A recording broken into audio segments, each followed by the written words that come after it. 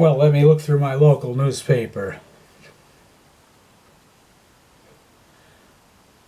I taught the Führer to fart. Buenos Aires, Argentina, September 19th, 2020. By Jorge Horst Veselid, special to the Yafank Yip Yip. It is a cold day on Pequeño Plantain, and at 115, Capitan Corporato, the owner since 1945 of this mountainous tract of parched gravel, hunkers down in his alpaca sweater to talk. Lustig, my photog, offers Herr Corporato a pack of sugar to add to his microwaved chicory, expecting the ancient gaucho Damarung to pour it. It would have made a lovely picture, a forgotten figure emptying a last packet of sweetness to a bitter dram of exile, his weary hand shaking. But old Corporato, independent to the last, adjusts his Swiss glasses and says, "No, I prefer my refreshment undiluted." Gulping down the contents of the cup in a split second, he uses an empty CD case.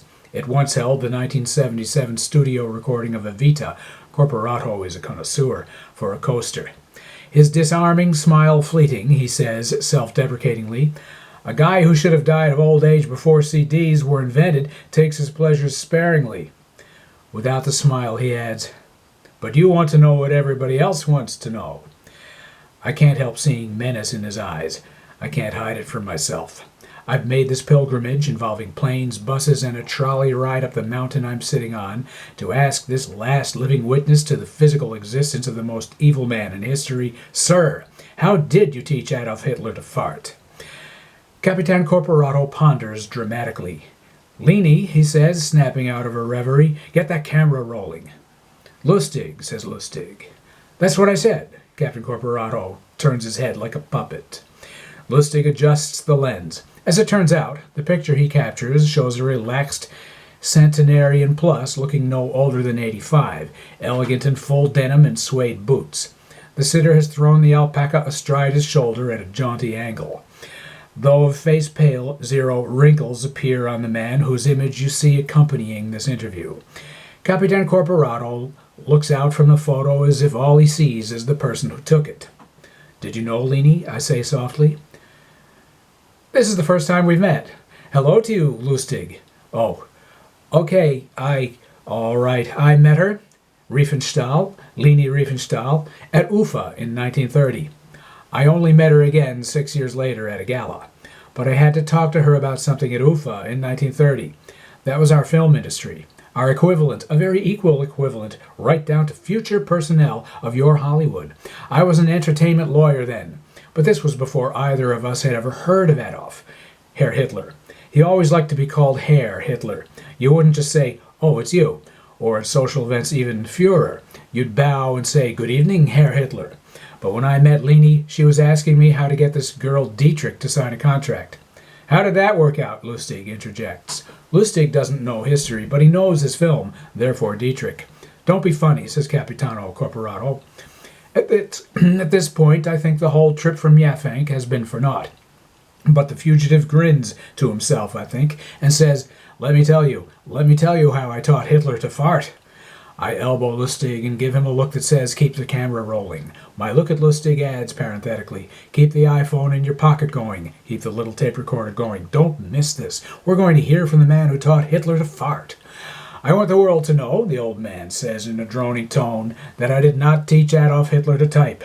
I did not teach him oratory. I did not teach him to gesticulate. I never showed him how to use a microphone. How could I? I was an entertainment lawyer, one among many." "At first," says Lustig.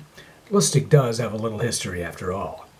"But I heard from a little bird that the Führer was getting pushback in the boardroom. Not that I cared. He was a narcissistic prick, but my Ufa friends would sometimes be in his presence. He'd want a little documentary made, and Goebbels would say, none too subtly, that there wasn't quite enough money in the coffers. Well, Adolf, Herr Hitler I mean, because you had to call him Herr Hitler, would froth at the mouth. My Ufa friends would come to me at my hotel and giggle. They won't give him money for his pet project. Now I knew who needed money. I did. This was 1938. I couldn't get a job stapling subpoenas, and I was an entertainment lawyer. There was no entertainment anymore. There were almost, except for me, no entertainment lawyers. I had to find a gig. Clearly I had an in. The film studio could still get me to see him. so I waited until my next UFA colleague had dinner with me in my suite. I cajoled her, and it was not Leanie.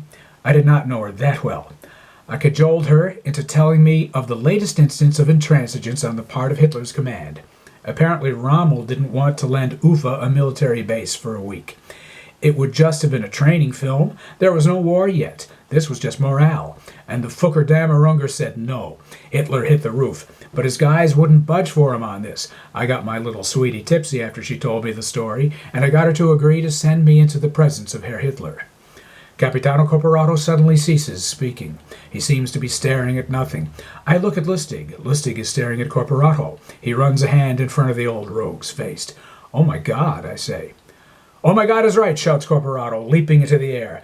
"I had to think of something to get the Führer's ear. I had to come up with something from my experience as an entertainment lawyer to help him thwart the likes of Himmler, Goebbels, and their ilk. But nothing in my training came to mind.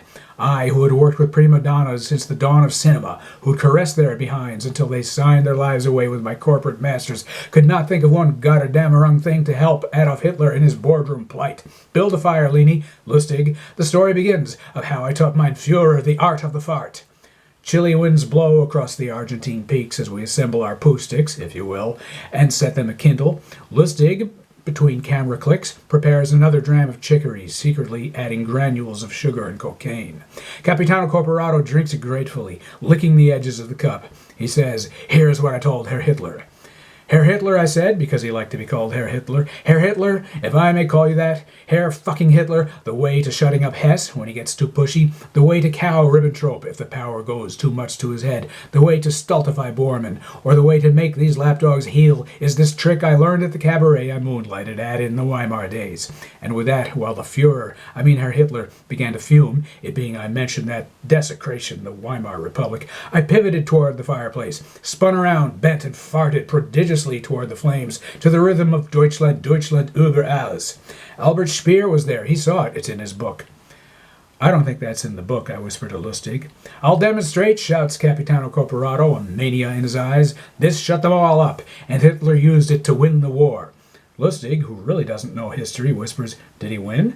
But the question can't be answered, as Capitano Corporato, the kid from Yaffank who made good, or something, in Germany 100 years ago, bends most capably for a 115-year-old in front of our fire and farts on the flames.